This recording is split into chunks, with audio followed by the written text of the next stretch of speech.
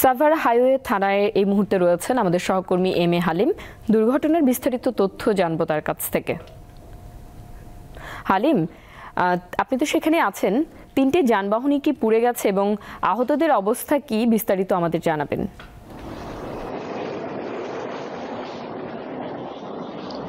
মুন্নি, গত রাত 2টার দিকে কিন্তু এই মর্মান্তিক ঘটনাটি ঘটে। এখানে একটি অ্যাম্বুলেন্স সেই মহাসড়কের যে ডিভাইডার রয়েছে সেই ডিভাইডারের সাথে কিন্তু ধাক্কা লেগে যায় এবং ধাক্কা লাগার পরপরই যে ঝুমুর পরিবহনের একটি বাস, সেই বাসটি কিন্তু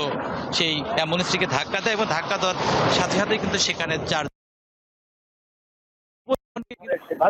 আরেকটি যে বাস, যেটি শ্যামলী পরিবহনের সেই বাসটি কিন্তু ধাক্কা দেয় এবং তৎক্ষণাৎ কিন্তু সেখান থেকে আরেকটি খড়ভর্তি ট্রাক যাচ্ছিলেন, সেই ট্রাকও কিন্তু এই আরেকটি বাসকে ধাক্কা দেয়। সেই সাথে কিন্তু এখানে 4টি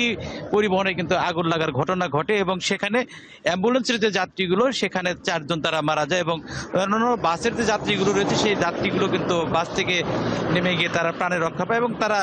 এখানে পুলিশ থেকে জানানো হয়েছে আসলে আহতের যে বিষয়গুলো, সেই বিষয়গুলো কিন্তু আসলে তারা সেই তথ্যগুলো তার কাছে নেই, কারণ এখানে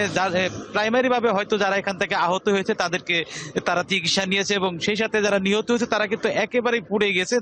যার কারণে তাদেরকে শনাক্ত করা সম্ভব হয়নি। তো আপনি এখন দেখতে পাচ্ছেন এখানে যে বাস রয়েছে এবং সেই সাথে যে ট্রাকটি রয়েছে, সেই ট্রাকটি কিন্তু একটু আগে এখানে হাইওয়ে পুলিশের থেকে এখানে নিয়ে আসা হয়েছে এবং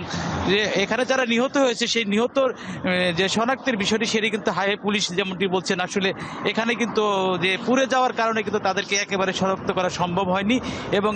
তারা যেমনটি বলছেন যে আসলে এই ডিএনএ টেস্টের পরেই কিন্তু এই তাদের পরিচয় শনাক্ত করা সম্ভব হবে। এবং আরেকটি বিষয়, এখানে যে ঝুমুর পরিবহনের যে বাসটি এখান থেকে যাচ্ছিলেন, যে প্রথমে যে ঝুমুর পরিবহন ধাক্কা দিয়েছিল অ্যাম্বুলেন্সটিকে, সেই ঝুমুর পরিবহনে কিন্তু আমরা দেখতে পাই যে যেখানে এই দূরপাল্লার পরিবহনের মধ্যে যে যাত্রীদের মালামাল যেখানে বহন করা হয়, সেখানে কিন্তু অনেকগুলো যে পশুপ্রাণী যে ছাগল ছিল, সেই ছাগলগুলো কিন্তু পুড়ে গেছে আমরা দেখতে পেয়েছি। সব মিলিয়ে আসলে এই মর্মান্তিক যে দুর্ঘটনাটি সেটি হাইওয়ে পুলিশের পক্ষ থেকে বলা হয়েছে, যেমনটি আসলে এই ঘন কুয়াশা ঢাকা দিতে পারে তারা এমনকি একটি সম্ভাবনা দেখছেন, যদিও এখানে ফায়ার সার্ভিস তারা কিন্তু